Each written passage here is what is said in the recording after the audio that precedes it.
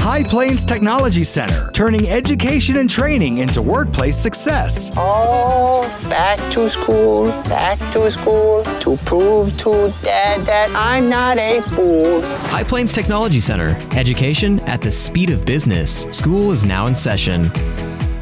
All right, here we are. Good Wednesday morning. You've made it through the first cold snap of the year. Congratulations, people. We're going to be faced with many, many more as we go on. But January is always fun, but February is even a little bit worse. But thanks for tuning in again. I told you last week we'd have 2 board members on.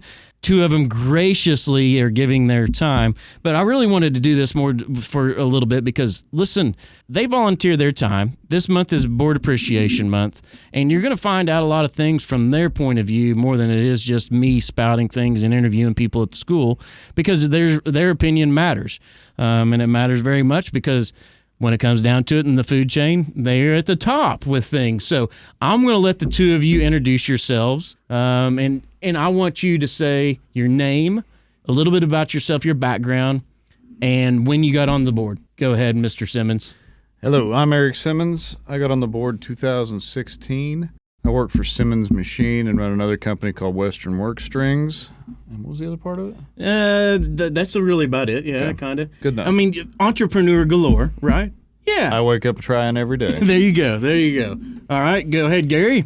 Okay, my name is Gary Stocking, and I came on the board in 1991. Yep, you were looking. 1991. I've got notes. So yeah, That was a long time ago. It seems like. And what's your background a little bit? Okay, I'm actively still involved in agriculture. Yep, have been all my life. And so lately, that's been breaking ice, I'd assume. It has been. It has been. Done that this morning, matter of fact. There you go. I looked for you. I didn't see. Yeah, nope. Took a part-time job back in 1975. Okay. And it lasted 43 years in the consumer and commercial and community banking industry in Northwest Oklahoma. That's where a lot of people know you from back in the day with everything. That's how I knew you. 1991 on the board. That's been a long time. But I want to give a shout out to the other 3 board members as well, because they are a big part. We just don't have room. And, they didn't want to come here early in the morning, I guess. But Carol Bradley, been on the board since 1994. Lonnie Baggs, been on the board since 2016, and Jared Drew has been on the board since 2020. Feels longer than that a little bit, but, and our boards, they compromise different districts and zones, different area. Eric is in Woodward, Gary's in the Sharon area, so they have that. Jared's in the Buffalo, Lonnie's in Woodward, and Carol's in the Moreland area. So one things I'm going to ask them, I've kind of preempted this. I usually don't because I like to keep people on the edge of their seats, but when you have board members, you really can't do that. So what was your reason on running for the board? Because people that don't know outside of this, everything that they do when they run for the board is out of their pocket. It is not funded anyway. It's as if they are going to run for the state house, the state senate, anything like that. So what is your why on running for the board, Eric? I'll let you go first, and then I'm going to put Gary on the spot next. Put Gary on first Yes, next? yeah. Yep. All right, I appreciate that. I got on in 2016. I was asked to fulfill a term that somebody needed to leave because conflict of interest or something. I'm not sure what that was. But there's a reason why we have 2 from 2016. You're correct. But I have since ran twice uncontested. So that's easy when you don't have to have money out of your pocket to be able to run then. Yeah, money up front, yeah. Don't have to pay any money up front. But what interested you to want to be on the board when you were asked? Well, I'll backtrack. I'll put you off the spot a little bit here. I'll ask Gary that first. So what was the reason why back in 1991, because the Tech Center hadn't been around that long, you wanted to get on the board, Gary? Yeah, and I can't remember back then. No. I can't either. I was just graduating high school then. So, no, actually, I had kind of watched Votech grow from its inception with Carl Bogdan and Ted Kyle and some of the likes there in Woodward, and it seemed to be growing fairly quick. And having 2 sons of my own that was going to be looking at college and their future, and I just felt like the Tech Center was probably Woodward's Northwest Oklahoma's best kept secret. Yes. And so an opportunity came up for me to get on the board, and so I did, and the rest has kind of been history. But it's been rewarding. That's neat. Because, if you think about it, in 1991, we'd been in existence, 8 years at that time, 7 years, I guess, 1984. But just to see, that back then to know even only after 7 years, that's pretty cool with that answer. So, yeah. So, Eric, I would assume since you're a business owner and things like that, yours was built mainly based upon the skills of the workforce and wanting to help and have some input in developing that a little bit.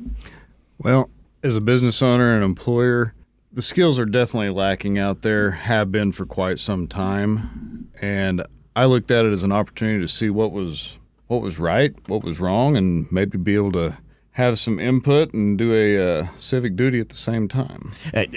Love that, because the civic duty, because, I serve on many boards out there, and people don't really realize, they say all the time tithing this and giving back to your community, but there's really not a better way, in my opinion, than doing what you both do and serving on the board, because you're impacting youth and adults at that same time. That's a pretty cool answer as well. So Gary, I'm going to really look to you this as well, because since you've been on since 1991, what are some of the biggest really surprises and changes you've seen that have come across the board during your time on the board?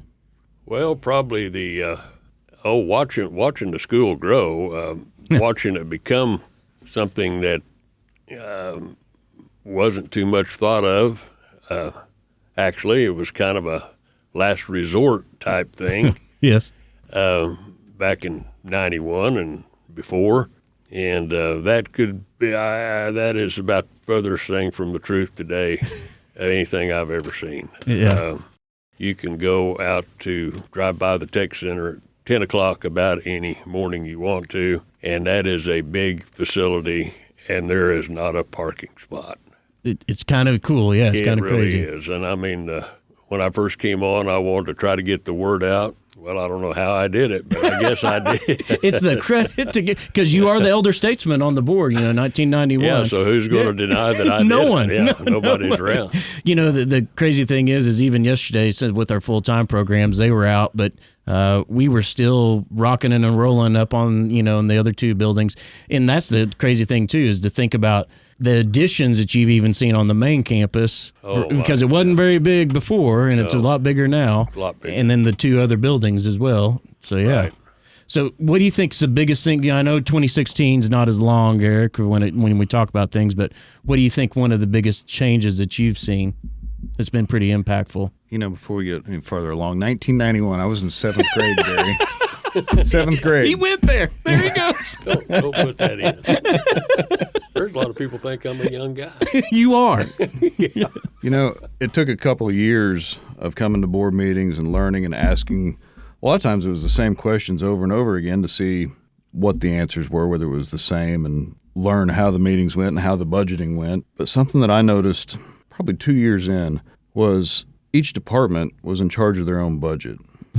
And I watched money get trimmed from that, and we were able to save it and reappropriate it to a long-term goal instead of spending it for the sake of spending it so that way you continue to get your money next year. Love that answer. You're right, except I don't like the trimming it. No, I'm just joking. That's when I had color in my hair back in the day, so yeah.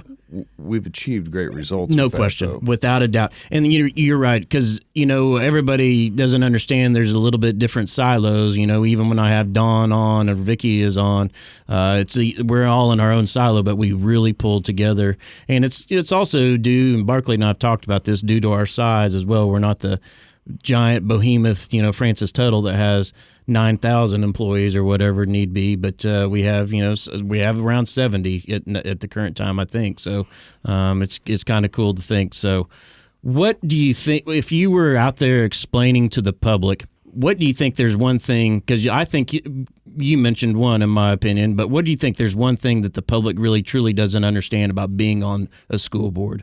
Would it be one of the budgeting a little bit probably and financing? I think a lot of people don't understand that, a board member and as a board, our job is to set policy, and we don't run the school. That's what we have you guys for. And so I think a lot of people think school board members run the school, and that's not true. Yeah. You support in a big way and you provide input, and you're so great at it. That's the one thing that we are blessed about too, I think, is having the 5 different areas. Everybody has a different area as well, and nobody wants to be left out also, and when you talk about our sending school districts. So, yeah. What do you think, Eric? I'd have to agree with Gary in the fact that a lot of the community is uneducated on what the school board's function is. The school board doesn't run the school. We hire the superintendents and support them in setting policy and give our input whenever it comes to different employees or perhaps how to deal with certain problems or upcoming opportunities. The daily operations, the school board isn't involved in that, or shouldn't be, in my opinion. The cool thing is when you talk about all the different projects and stuff that we have going on, getting a different set of eyes outside of ours as well, which I think is great with the school board that you guys do as well, is very valuable. Not only the banking side, the entrepreneurial side, the oil and gas side. Lonnie has the construction side, the trucking side. Carol has a lot of the side. Jared has about everything under the gamut side and ODOT. It's very valuable, and I think that you guys probably don't understand what a big impact you make on us.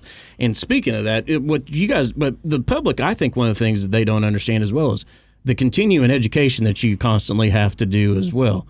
There's the new school board, because this is you guys just aren't just thrown in to the fire without knowing that. They're getting smiles on their face because they love that continuing ed, right, Gary? I'm glad that it was there for us, because in the beginning I was a lost goose. Yeah. And I needed that. Yeah. Now sometimes it's just beating a dead horse with some of the classes, but I don't mind going. I learn something every time. Since been on the board since 1991. What do you think? Oh yeah, I love it. It's wonderful. Great answer. Okay, so because it's not only it's the new aspect, I think, and that's why it's more intense when you're first brought onto the board and having to learn things. But what people also don't understand is where's the most of the continuing education that usually occurs? Not in Woodward, right? No, that's right. Yeah, so it's even more of their time, more of their things to go to, because it's either going to Oklahoma City a lot of times, having to get those points, because if they don't get those points, it's a bad thing, correct? Yeah. We get love letters from the state if we do not comply. There you go. So, and then, the re-elected board, they still have to do 6 hours of training within 15 months of being re-elected. The new school board have to do 12 hours within 15 months of being elected. And like I said, there's few and far between of those, and it's really a time crunch when it comes to that summer conference that you guys do with OSSBA. I'd know that as well. So, and, upholding the ethics is a big thing, and making sure we're not doing anything wrong, because, Barkley and I like the color orange. Don really likes a different color of orange, but we don't want to be wearing it, correct? Neither do you two. No, that's correct. What's one thing that's a parting shot, and I want to say thank you. And if you see a school board member, you need to say thank you as well, because I don't truly believe it's not just a board meetings that have to go through, but the amount of money that they have to know, the school finance, which I am, even after 15 years, and still trying to figure out, because I get thrown for a loop every time. I was used to doing business. School business and school finance is a little bit different than business, especially accounting, when it comes to banking, right, Gary? Yeah, it's upside down and backwards. It really is. It's so. What's one? Is there any parting shots or anything, or just wanting to get back to work, break some ice again? Yeah, I'd love to be back out there breaking ice. Yeah. Well, thank you both for coming on, and give these guys a round of applause as well as our other three, and we will see you next week. Take it easy, Woodward.